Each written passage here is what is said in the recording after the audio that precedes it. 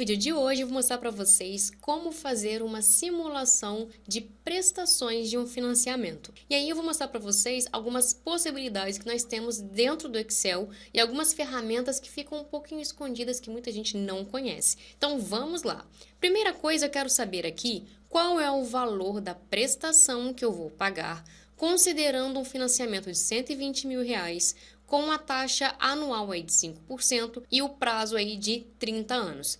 Lembrando, são valores fictícios e esse valor da prestação ele vai chegar próximo do que vai pagar. Aqui podem ter taxas, podem ter outras coisas incluídas como seguros, por exemplo, e aí apresentar uma variação, mas dá para a gente ter a noção do que vai ser, ok? Então vamos lá. Para a gente poder descobrir o que é, nós vamos utilizar a função PGTO igual PGTO. Nós vamos colocar a taxa. Essa função PGTO significa prestação mensal. Então, a nossa taxa a gente vai ter que dividir por 12. Então, nós vamos colocar a taxa dividido por 12, ponto e vírgula.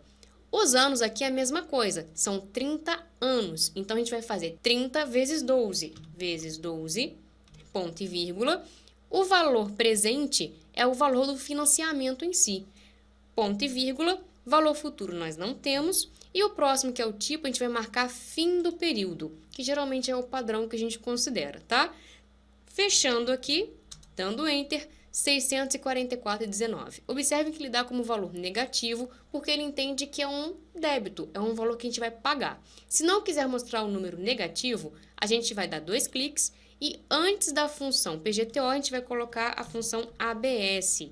Lá no final, fecha o parênteses e dá Enter. Então, ele passa a mostrar para vocês como um número positivo, certo? Então, essa é a primeira forma mais simples que a gente tem.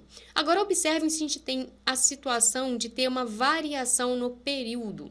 E eu quero saber quanto que eu vou pagar de prestação para cada um desses períodos que estão aqui.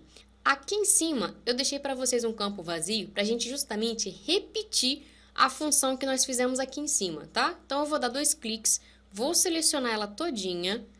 Vou copiar, Ctrl C, e eu vou dar 2 cliques aqui embaixo e vou colar. Então, eu copiei exatamente a função, tá? Deixa eu colocar aqui para contábil. Pronto. Eu quero que ele replique isso aqui para baixo. O que nós vamos fazer é usar um recurso chamado de tabela de dados. Não é aquela tabela que a gente está acostumado no Excel, tá? A gente vai selecionar aqui tudo.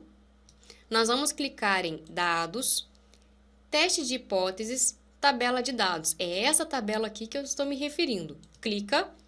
E aqui, como eu tenho os meus dados que eles estão em coluna, eu vou preencher somente a parte da coluna. Essa minha parte aqui significa o período, significam os anos de prestação. Qual foi a célula na minha fórmula que eu usei para indicar aí esse período? No caso, a célula dos 30 anos, certo? Porque eu só copiei a fórmula daqui e coloquei para baixo.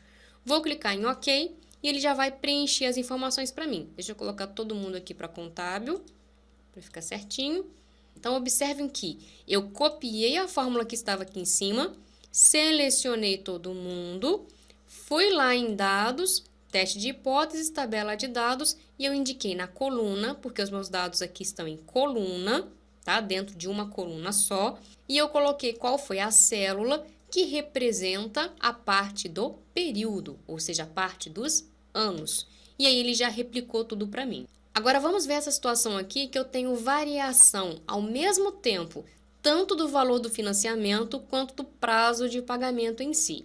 Eu vou colocar minha fórmula agora aqui, pro lado de fora, igual eu fiz nessa de cá, tá? Vou copiar essa mesma fórmula, Ctrl C, vou dar 2 cliques aqui, Ctrl V.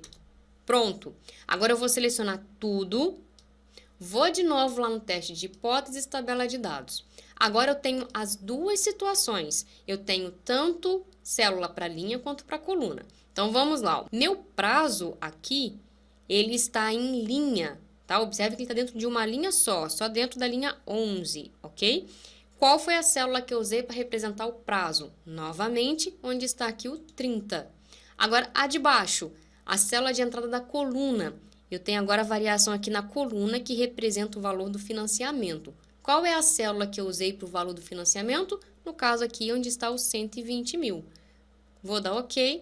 Pronto, ele já fez aí para mim toda a simulação dos prazos, considerando também o valor do financiamento. Se você gostou, não se esqueça de se inscrever no canal, ativar o sininho e até o próximo vídeo. Tchau, tchau!